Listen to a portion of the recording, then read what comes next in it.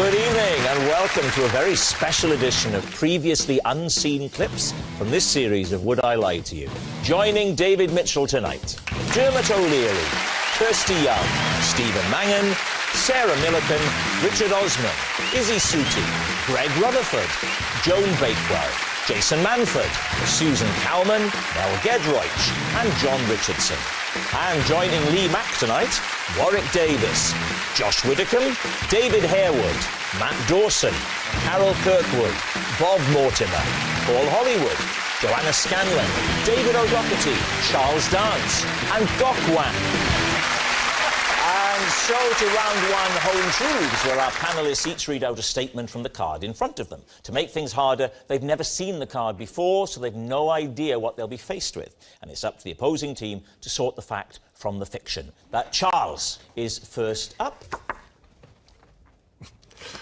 Whenever I answer the house phone and it's someone I don't wish to speak to, I take a message and pretend I am my fictional handyman, Sean. David. So do you answer in Sean's voice all the time? So that in case it's someone you don't want to speak to? I leave a pause and wait for the person on the other end to say hello. You answer the phone with silence? And I can usually tell by the hello whether it's somebody I wish to speak to. And if I'm not in the mood to speak to anybody, you know, I say, no, I'm sorry, Charles isn't home now. Try calling back later, you know. What part of Scotland is Sean from? It's in the west side of Belfast. But Charles, if you don't want to speak to anyone at all, why pick up the phone? Well, it's a kind of obsessive thing, you know, it's the insecurity that actors have, you know, you think, oh my God, might be a job, you know, I just... Well, let's give it a try. I'll ring you, OK? Yeah. OK. Has he not bought a telephone since 1983? Hello? Hello? Charles? Hello? Hey, no, this is not Charles. Charles isn't home now at the moment, but if you'd like to leave your number, I'll get him to call you back when he's back, yeah? Charles, are you ill?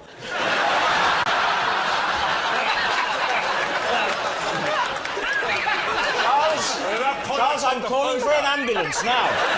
It's all right. Get in the recovery position. Oh, God, I'm on my way. So, what are you thinking, Stephen Mangan? I can't see that. Who picks up the phone and doesn't say hello? It's an innate human instinct, isn't it? You can't pick up the phone and go... I know I'm Sean. Izzy, what do you think? I don't think you just pick up the phone and not say anything. The person might be able to hear you breathing. It all gets a bit creepy. So which way are you going to go with this, David? I think we don't think it's true. You think it's a lie? Yeah. OK, Charles, truth or lie? I'm afraid it's a lie. Joan Bakewell, it's your turn. Once, when I spotted an ex-boyfriend in a department store, I pretended to be a shop mannequin to avoid having to speak to him.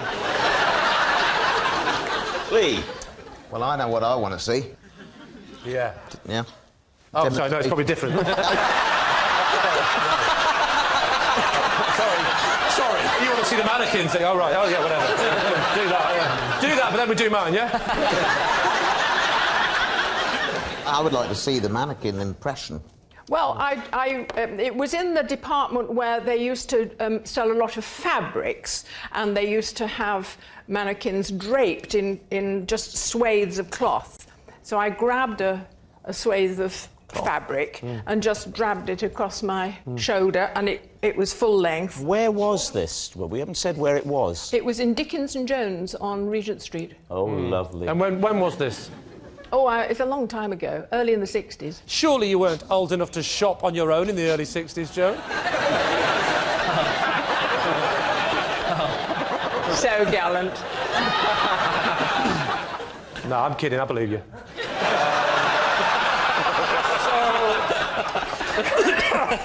I've said sorry to mannequins before now in the department stores. Yeah, but what were you doing to them? Yeah. What do you think, Lee? Is it the truth? Warren, what do you think? Do you think there's... I think she's telling the truth. Really? Do you think... The thing for me is, if you're within 6, 8 foot of an ex and you don't recognise it because you're static, it just seems... I wouldn't know. I've never been allowed within 8 feet of my ex.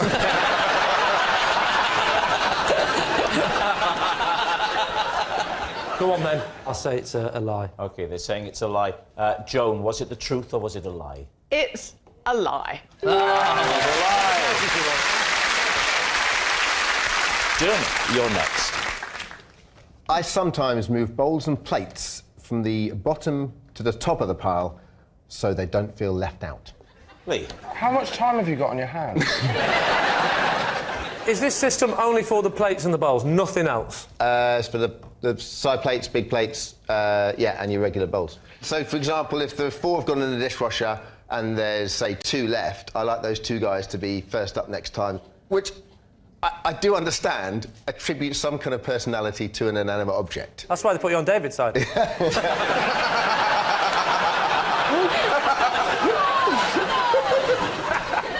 How many bowls are there? It works with all crockery. Wouldn't work with egg cups, though, would it? Because you couldn't really stack them in the same way. No. But that's a good question. Would the egg cups at the back be brought to the front? We only have 2, so they get used pretty regularly. They're pretty happy. How about if you only had 2 plates?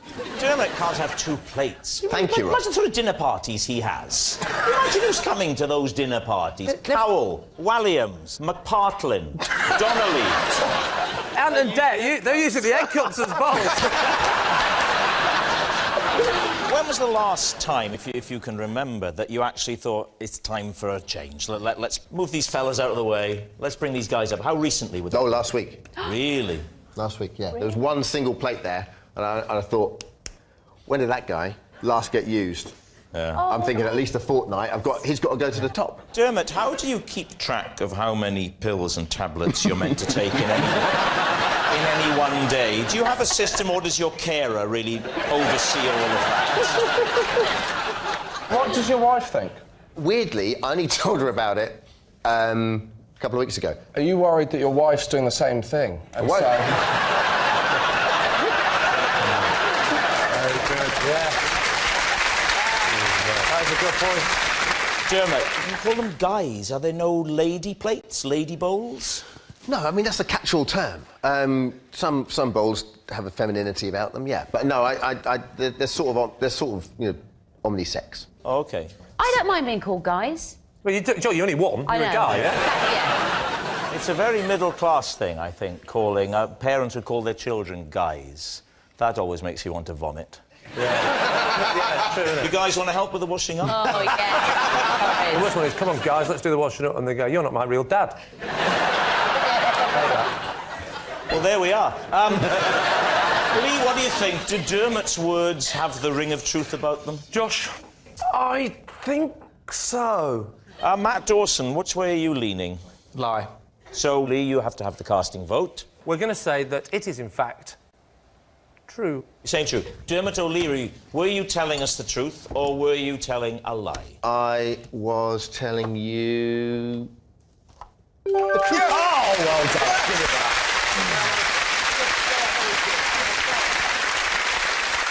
It's David O'Doherty. I looked after a neighbour's pet for 5 days before I realised it was dead. David Mitchell and team, what do you think? OK, what was the species of pet? His name was Charlie. So initially I thought he was going to be a spaniel at the very least. And then it turned out that he was a stick insect. Right. Stick insects, I mean, I'm not an expert, David, don't require a huge amount of high maintenance upkeep. What was your role meant to be?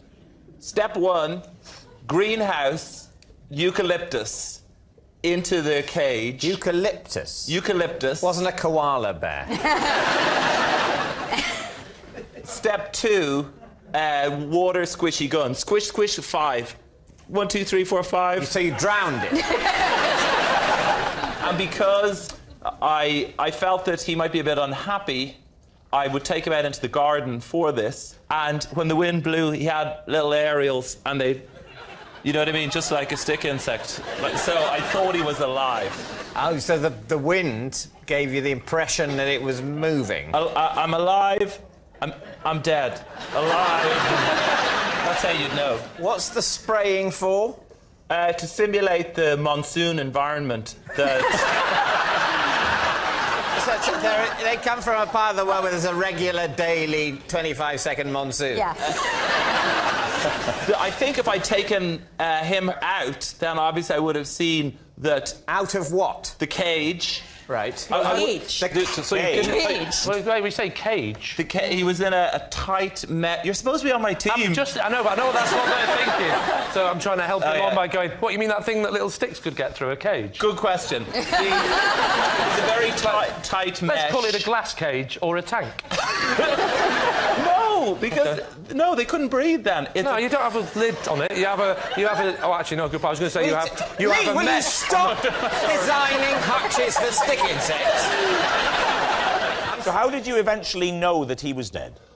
I was putting in the eucalyptus and removing yesterday's eucalyptus, and he was... Who'd been eating yesterday's eucalyptus? No, it was... I just take it out, and he was like this, OK?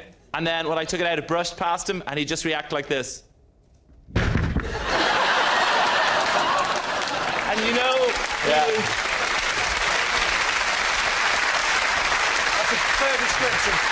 So what are you thinking, David? Is that truthful, or has he made it all up? I don't think it's true, because I think stick insects sort of live in gangs and aren't as he describes them. Gangs?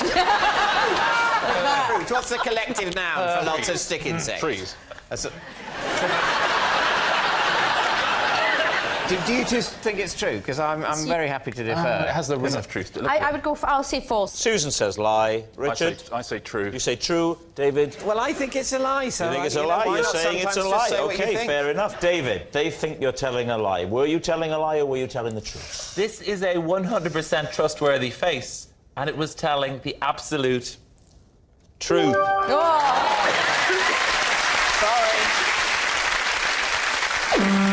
It's David Mitchell. I once got stuck in a cave for an hour after getting the hood of my cagoule caught on a stalactite in a way I couldn't untwizzle. Right, caves and stalactites. Lee, Max team. Well, the bit that we definitely believe about that story is cagoule. Yeah. We're not doubting cagoule. Oh, yeah. Yeah. Red. And when in the last 3 weeks did this happen? This happened when I was a boy, a child, a human A boy child? What cave was it? It was somewhere in France. Ah, holiday? Yes. Deliberate ploy by parents to get rid of you? Give him the baggy cagoule and find a stalactite, then run. You were in there for an hour? Yeah, I was caught on the stalactite. For an hour? For an hour, Just yeah. remind me again, stalactites go down, right? Stalactites hang down. Hang down. Stalagmites go up. And the easy way to remember it is Yeah. that stalactites have a C in them. Stalactite, C for ceiling. Yeah. Stalagmites have a G, G for ground. No, it's the stalactites come down, isn't it? The tights But come down. tights go up as well. No, they don't. Not when I'm around.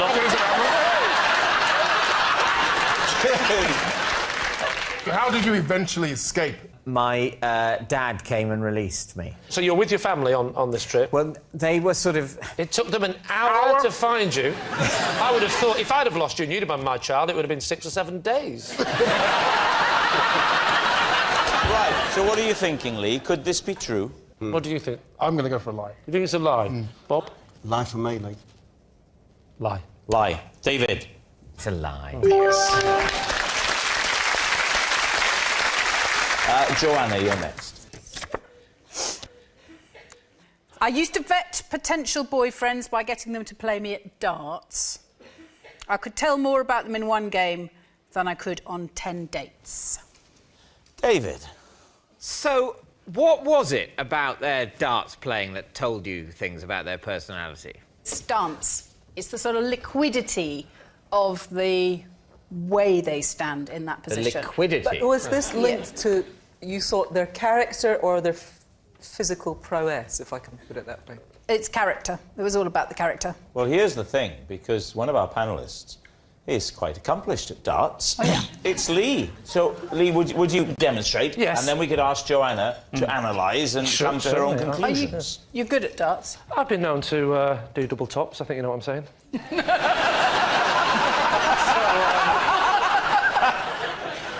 So what I tend to do is I tend to go like this.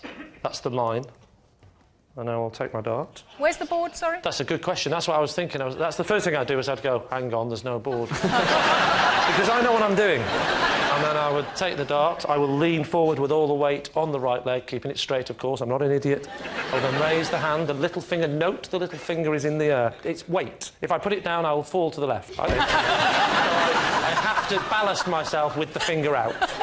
And I'd go like that. Might give a cheeky wiggle of the bottom to the lady watching. And then... Oh, he's only got an 180 again. I'm going to collect the things. I'm so proud. I'll probably moonwalk to the board. Oh, I didn't know about that. Usually, ockies are straight. And then I would grab the darts like that. And go, they're for you, princess. That's how I roll.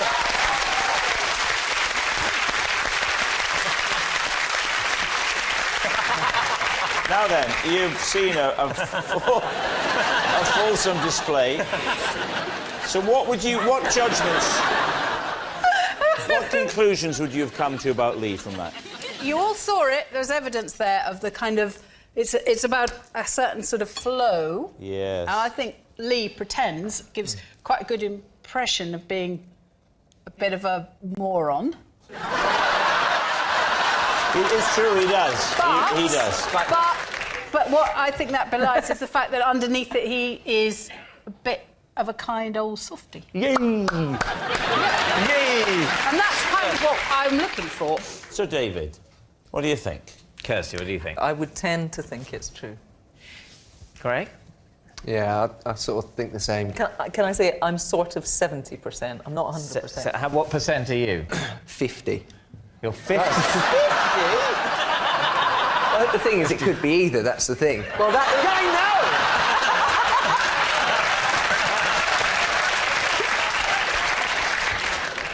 True. True. OK, so, Joanna, truth or lie? In fact, it is a lie.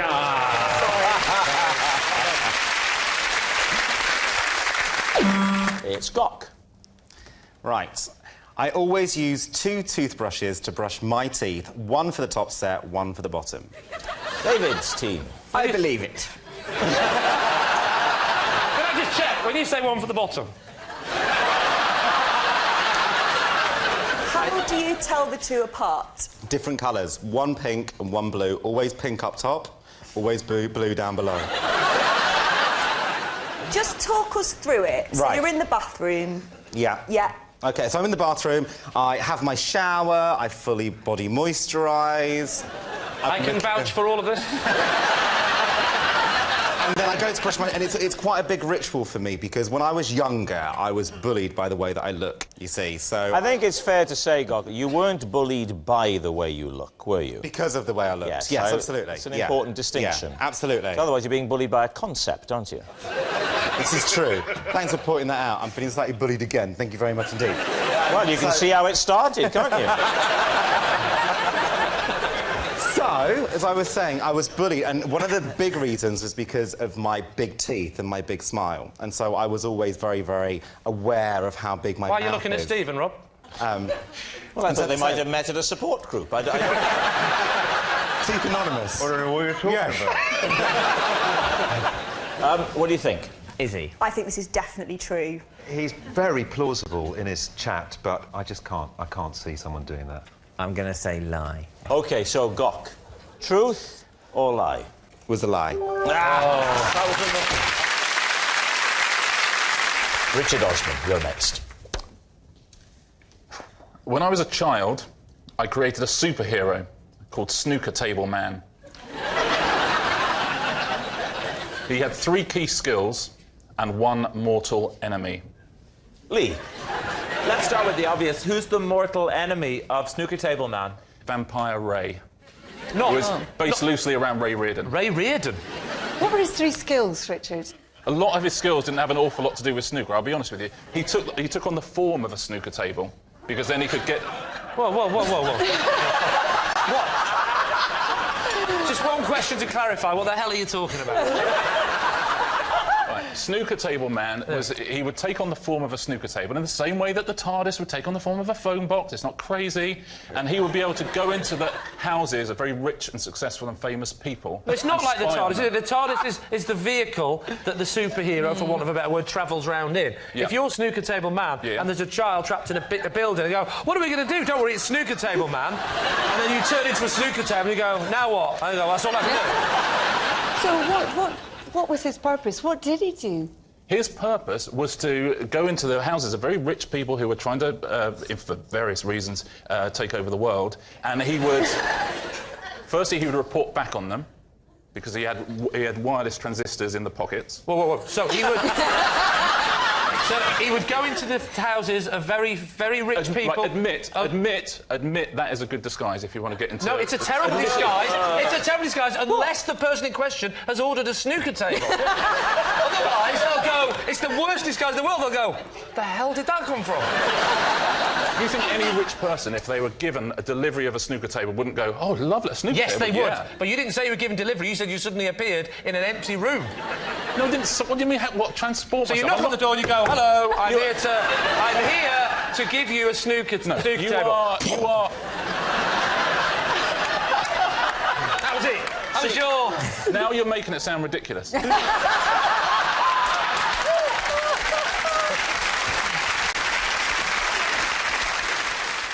How did he move around? He didn't move around. That's the beauty of it. People moved around him. That's snooker tables. You know what? I won't tell the rest of this story if you're going to mock me.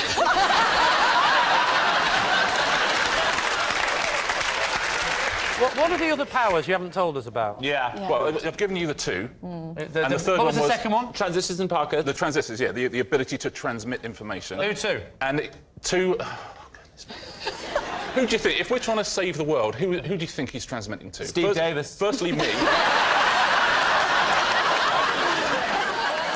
What was your third power, then? The third power was exploding balls. And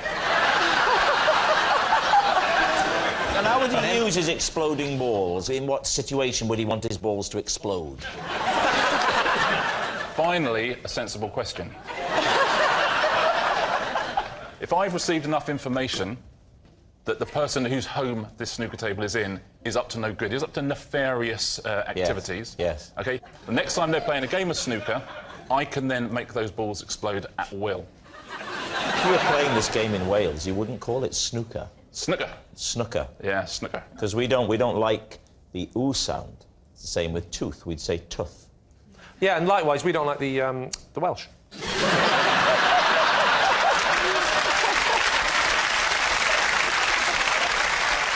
Lee, what are you thinking? I think it's a big fat lie. You think it's a lie? I mean, I think he's a large man. He's like a snooker table. I'm not 12 foot by 6 foot, you know that. I think I'm going to say that was a lie. You think it's a lie? OK, Richard, was it the truth or was it a lie? It was a lie.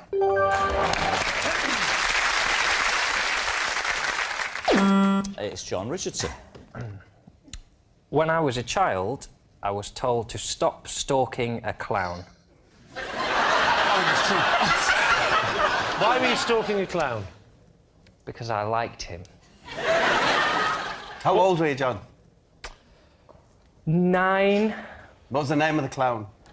Dozy David. Dozy David? He was opening a shopping centre where I grew up, and I saw what I believed was genuine magic. What did he do? He did card tricks, and he juggled, and he did jokes, made animals from balloons. What was the nature of your stalking? Physically following him or phoning him? Or... It was on the phone. How did you get his number? Because I asked for his autograph and he gave me his card. What does he do? I thought for a minute then you were going to say, he gave me your autograph and included his number. So talk us through then what happens. You leave it a day or two, do you? I left it a day or two because I didn't want to... Classy. Give him a chance to get home in his car that keeps falling apart. So what did you do? Talk us through the first conversation. Well, no, that's the thing. He never answered his phone. So I used to leave messages. Hey, David, it's Johnny here from Lancaster. Just wondering if you're coming back and doing any shows, or OK. give us a ring, we'll see what happens. He never rang back, so I had to ring him again, didn't I? Right. And how long did this go on for? Well, a few weeks. How many times How in often? those few weeks did you ring him? I would imagine it was something like every other day. And was it the same messages, or was it getting steadily more menacing? Were you going, now listen here, Dozy Dave. If you don't call me back, I know where you live. I've got your address on the card. I've got your number. Yeah? I'll come round your house. I know where you keep your balloons. If you don't call me, I'll get a bucket of confetti and I'll throw it right in your face and you'll think it's water. Yeah. And what's worse than that? Just watching you. Yeah, what's worse? I'm gonna come round and mend your car. Did this carry on long enough that the message, your voice was getting deeper and deeper, wasn't it? Now listen here. This has been 23 years. How'd you make a poodle out of a balloon?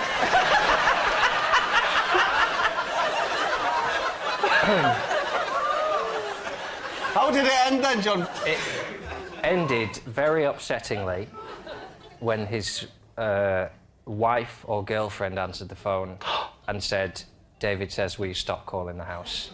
Oh, this is a heartbreaking story. Lee, what do you think? Could that tale of woe be true?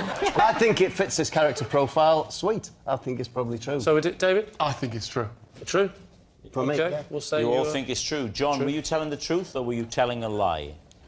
I was telling a truth.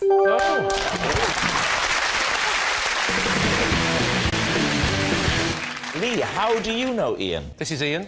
He is my supermarket delivery driver who accidentally got... I can't remember. I just want you to know this is absolutely true. Right? But they do insist that we say it exactly the way it happened. So here we go. Right. This is David. No, what's your name? Lee, perhaps you'd like to explain how you know Ian. Never met him. This is Ian. Right. This is Ian. This is Ian. Listen, I think it's fair to say the opposition have got it down to 50-50.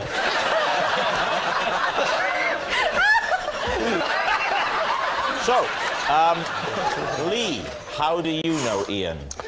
This is Ian.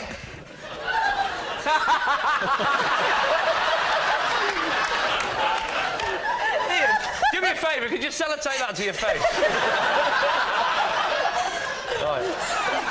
This is Ian. He is the supermarket delivery driver who accidentally trapped me in the back of his van and drove me to his next drop-off point. Right. And finally, David, what is Lee to you?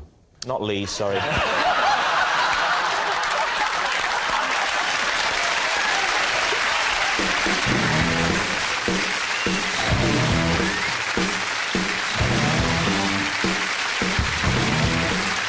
In pursuit of a ghost killer. Fallen is our movie, next on BBC One Scotland.